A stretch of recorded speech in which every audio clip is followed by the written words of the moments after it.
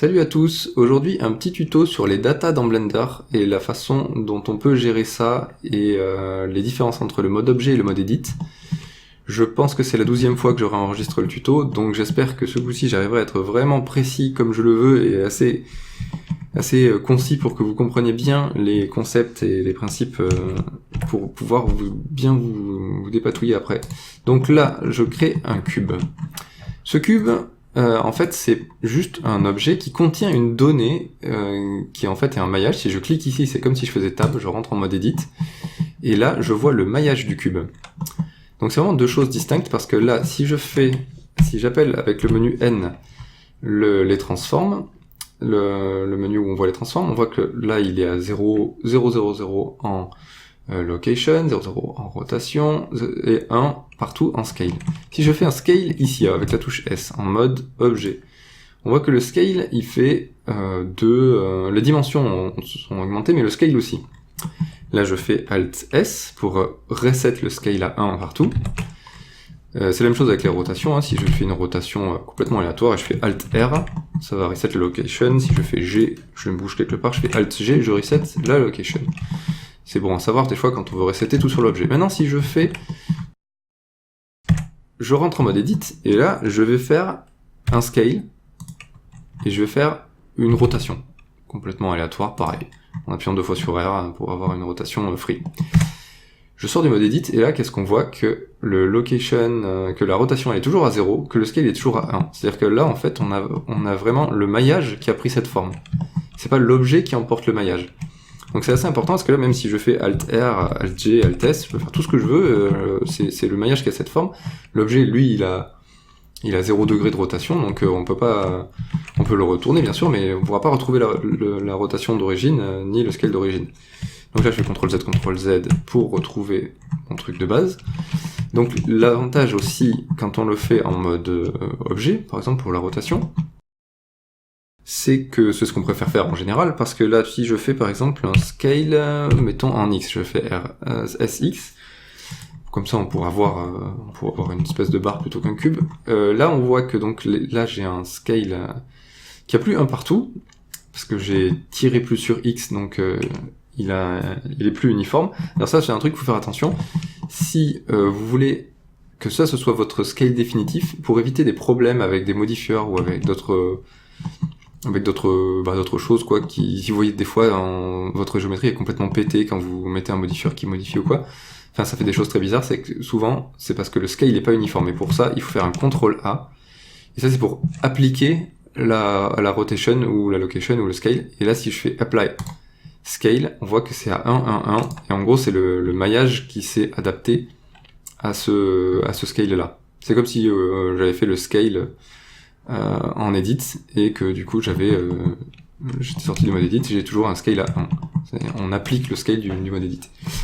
Donc là maintenant, si je fais, ce que je voulais vous montrer, c'est que si je fais donc un SX, bon voilà, on est en global, donc on pousse toujours dans ce sens-là. Maintenant si je fais un R, voilà, là j'ai fait une rotation de 60 degrés, et là je voudrais quand même l'allonger toujours dans ce sens-là. Ben là, vu que j'ai fait une rotation ici, l'axe local, il tient compte de cette rotation-là. Donc si je fais un SX, un premier X, on voit que je suis sur l'axe global. Si je rappuie sur X, je suis sur l'axe local. Et là, je vais pouvoir faire ma rotation. Mon scale, pardon. Donc là, je vais faire mon scale dans ce sens-là. Pareil en mode edit, je rentre en mode edit, je me mets en face, mettons, et là je fais un grab, un G, X une première fois global, X une deuxième fois local, et il tient compte de la rotation du mode objet à 60 degrés, et je peux faire le truc comme ça. Alors que si, là je fais un Alt R pour reset la rotation, je rentre en mode edit, et tout ça, je le tourne sur l'axe Y d'à peu près 60 degrés comme j'avais, là si je veux faire un scale, je fais S, X pour mode global, je rappuie pour être en local, et là avec mon scale, c'est pas du tout ce que je voulais, parce que la rotation elle est toujours à 0, 0, 0 ici, donc mon local il est toujours aligné sur le global. Donc voilà, ça c'est pour bien voir déjà la différence entre le fait de rotater son maillage et rotater l'objet. Donc ce qu'on va pouvoir voir, je vais faire CTRL Z pour retrouver à peu près la barre du début. Ce qu'on va voir aussi, c'est que cette donnée, plusieurs objets peuvent pointer sur la même. Si je fais Shift D, ici, on va avoir un cube 001 qui va contenir un objet qui s'appelle cube 002. Celui-là, on va l'appeler bar. On va appeler ça donnée bar. Alors c'est pas l'objet, hein, c'est vraiment juste le maillage qui est dedans. Maintenant, je vais dupliquer encore un truc qui s'appelle cube 002, qui est un truc qui s'appelle du coup bar 001. Hein, ça peut être confus, mais bon voilà, ce truc-là, je vais en faire n'importe quoi. Je vais faire un scale en Y, voilà, je vais faire ça. Et ce truc-là, en fait, si je veux, je peux le transformer dans cette barre-là. Bon, celui-là, on va le changer aussi pour qu'on ait vraiment des choses différentes. Si je veux, cet objet-là, ce cube 002, je peux faire en sorte qu'il pointe vers bas. Et ça se fait dans les propriétés du maillage, parce qu'ici, en fait, on a les propriétés de l'objet, et ici, les propriétés du maillage. Et là, dans les propriétés du maillage, on voit qu'on est bien sur bar 001, et là, si on clique ici, on a la liste. Dans cette liste, on va dire qu'on veut bar, tout court, et voilà, je me retrouve avec la barre. Maintenant, ce qu'on peut voir aussi, c'est que bar 001, que je vais reprendre ici, juste temporairement, que je vais appeler, on va l'appeler sol, je sais pas ce qu'il est, une petite forme de sol, que je vais mettre, voilà, un petit plancher, quoi. Je vais appliquer son scale, tiens. Voilà, comme ça j'ai un scale de 1 partout. C'est parfait. Si je lui applique bar, sol, il est appliqué à personne. On dit qu'il n'y a pas de user. Il y a personne qui utilise cette donnée. Et du coup, il y a un petit 0 devant. Et alors, ça veut dire que, même s'il y a personne qui l'utilise, on peut toujours aller le resélectionner ici. Mais tous ceux qui ont un 0 devant, qui n'ont pas de user, ils vont être supprimés au moment où on va fermer le soft. Et ça, c'est valable pour les matériaux, c'est valable pour tout ce qui utilise, enfin tout ce qui a des users. Donc si je veux le garder en mémoire, il faut que je clique d'abord avant que plus personne ne soit assigné sur le F qui veut dire fake user. C'est-à-dire que même s'il y a personne qui l'utilise, il a quand même un utilisateur, un user factice en gros. Et là, ce qu'on voit ici, c'est qu'il y a deux users, c'est le fake user plus celui de la scène. Si je supprime de nouveau ce truc-là et que je vais voir ici, là il y a un petit F pour fake user et le sol, le maillage sol, il sera pas supprimé, je pourrais le réutiliser même en ayant fermé le logiciel et réouvert. C'est valable pour les matériaux qui fonctionnent exactement pareil au niveau des liens. C'est-à-dire que si je crée un matériau ici, que je l'appelle on va dire vert, que je passe en vert dans ces settings, et là je fais un petit CTRL-C, CTRL-C pour qu'il soit en vert ici. Là si je fais un Shift D, donc là on est d'accord, on a fait Shift D, donc on n'a pas la même donnée que bar, on a de nouveau un bar 001, mais par contre on a dupliqué le maillage, ça a créé un nouveau maillage, mais par contre on n'a pas dupliqué le matériau. C'est-à-dire que le matériau, on voit ici quand je clique sur l'un et sur l'autre, ça reste vert. C'est-à-dire que si je change de vert, je passe à un vert plus sombre, on voit que ça modifie les deux. Et donc en faisant ça, le Shift D, il n'a pas fait de la duplication, et ça c'est parce que on voit ici dans le mode, j'ai appelé les user préférences, dans Editing, on voit ici les données qui sont dupliquées ou pas quand on fait une duplication. Donc les mèches, ça duplique, les matériaux, par défaut, ils sont décochés, donc ça duplique pas, on pointe vers le même matériau. Si on décochait mesh, en dupliquant, on pointerait vers le même, j'aurais eu bar aussi, on aurait pointé vers le même. Donc, par défaut, c'est comme ça. Donc, si vous préférez dupliquer à chaque fois, créer un nouveau matériau, il vous suffit d'aller là-dedans, dans le menu tout à l'heure, là, décocher et recocher matériau. Et ce truc-là, en fait, vous pouvez donc en créer une nouvelle instance.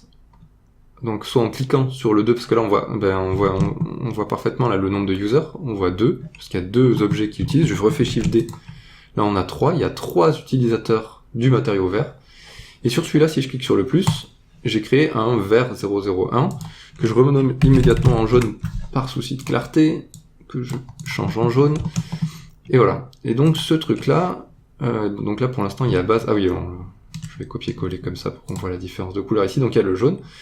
Si lui je clique encore, mettons, et que je crée un matériau violet.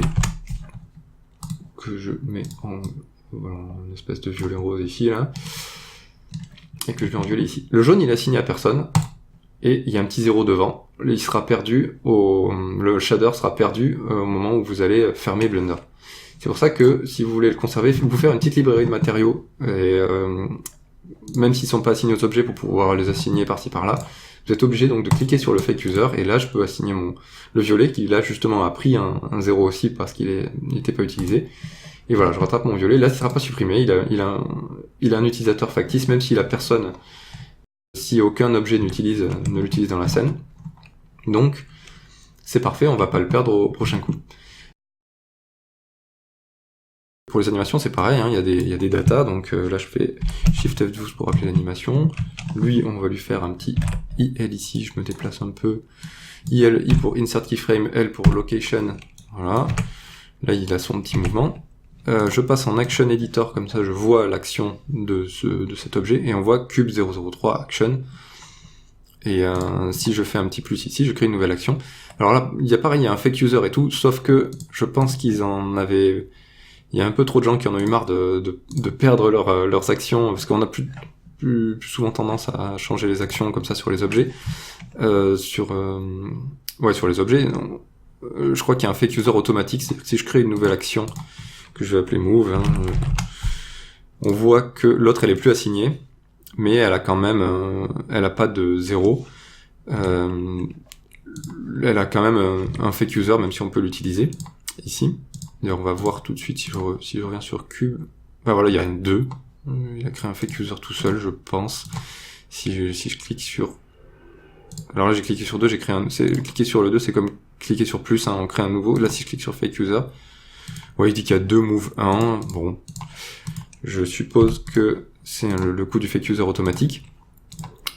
Si par exemple, je veux le virer, si je clique là-dessus, j'aurai même pas le 0. En fait, si je veux vraiment virer une animation, par contre, c'est un peu particulier, il faut faire shift-click sur la croix, et là, on va virer l'animation. Là, pour le coup, on a le 0, et là, quand on ferme, ou au reload, cette animation-là, elle sera virée. Donc, je vais revenir sur cette animation-là.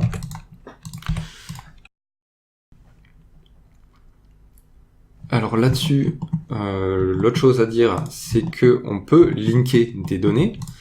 C'est-à-dire que si je fais Alt-D, ça va faire comme si j'avais dans les user préférences décoché le mesh ici. C'est-à-dire qu'on va dupliquer en pointant vers le même objet. Donc là pour le coup c'était bar 002 que je vais renommer immédiatement en small bar. Je sais vraiment pas quoi mettre. Voilà, parce qu'on va la rendre plus petite. Voilà. On voit que là j'ai fait donc mon scale en mode edit. Et si je fais mon scale, là je suis retourné en mode objet. Si je fais mon scale en mode objet, là on a le multiplicateur de scale. Ça, on voit bien la différence de nouveau entre l'objet et l'edit. C'est que là c'est le maillage. Et là en mode objet, mon scale il multiplie, si je mets à 5, il multiplie... c'est pas vraiment un multiplicateur, mais enfin, oui, tu remarques, c'est une sorte de multiplicateur, oui. Il multiplie par 5 la taille de l'objet. Donc ça permet d'avoir les data liés, c'est-à-dire que là je peux modifier mon objet, hop, ça modifie l'objet, mais je peux avoir des scales différents, même le rotate, hein, la rotation. Là si je fais ma rotation en mode edit, on voit que là par exemple je fais ma rotation sur l'axe Z, on voit que la rotation se fait sur l'edit et en prenant compte la rotation de l'objet. Donc voilà, bon ça c'est juste une petite parenthèse encore de nouveau pour vous montrer la différence objet et edit. Donc je fais un reset avec Alt R. Et donc si jamais je veux, là en faisant un Alt D au lieu de Shift D, j'ai dupliqué directement les données et ils sont linkés sur small bar. Maintenant si je veux que lui ce soit un truc indépendant, il faut que je fasse un single user, parce que pour l'instant il est linké à... Ils ont tous le même user. Donc je fais U, make single user, et là je dis object and data. Et là, sur ce cube, il va me créer un small bar 001. Et celui-là, du coup, quand je rentre en edit, il est complètement indépendant. Et c'est plus du tout le même objet. Donc c'est valable aussi dans l'autre sens, c'est-à-dire que si finalement je veux le lier à cet objet-là, qui a small bar de nouveau, je vais shift-cliquer On peut le faire avec plusieurs en même temps, c'est-à-dire que là je fais faire un Shift D, Shift D, Shift D, c'est vraiment des objets indépendants tous, ces trois-là. Et là, je vais Shift-cliquer en dernier sur celui-là, je vais le transformer en objet actif, et là je vais faire un CTRL L, et là j'ai un Make Link, et je fais Object Data, et voilà. Et là on se retrouve avec tous ces objets-là qui pointent de nouveau vers small bar, vers le maillage small bar. C'est valable pour à peu près tout, hein. Là je le fais avec des objets, mais si je fais un objet de type texte, en fait c'est vraiment un objet qui contient une data texte. On peut le voir ici, c'est un objet qui s'appelle texte qui contient une data de type texte 001, parce que j'ai dû créer un texte avant dans le fichier. Là je le duplique avec Shift D, je rentre dedans, j'édite, c'est un autre texte. Si je le reprends, je le duplique avec Alt D, je rentre dedans, j'édite la même source, je pointe vers la même chose, donc voilà. Bon, d'ailleurs, je vais appeler ça chose. Donc voilà. Et là, c'est la même chose. Si je veux cliquer là-dessus, je fais CTRL L, Object Data. Voilà. Là, cet objet pointe vers le même texte. Et si je veux en faire un truc unique, pareil, je fais le U single user. Donc c'est quand même important de vous montrer. Voilà. De vous montrer aussi qu'on peut accéder à ça par ce menu là. Donc Make Single User il est ici. Et Make Links il est là. Donc là on fait, par exemple je veux que ce soit chose, je fais CTRL L, ou on va le faire par là, Object, Make Links, Object and Data, et là voilà, je pointe vers la même chose. Ce qui est important aussi, c'est que dans le menu CTRL L, on voit qu'on peut aussi linker les données d'animation, le matériau, les modifieurs, enfin voilà, on peut, les fonts. Si on a mis une typographie différente sur cet objet et qu'on veut que ce soit la même partout, on shift-clique sur le dernier, on fait CTRL L, font, et c'est bon. Pour les matériaux, on peut faire la même chose, c'est très pratique pour assigner plein de matériaux à des objets. Par exemple, ces trois-là, je veux qu'ils soient violets aussi. Je clique sur un des violets en dernier, je fais CTRL L, Material, et voilà, là ils ont pris tous la même data. Le 0 d'ailleurs, du coup, vu qu'il est plus utilisé, il va être là-dessus, en 0, prêt à être viré au prochain reload. Et bah voilà, c'est comme ça que ça fonctionne les datas. Voilà, c'est la fin de ce tutoriel sur les datas dans Blender. Merci d'avoir suivi cette vidéo et à la prochaine pour d'autres tutos.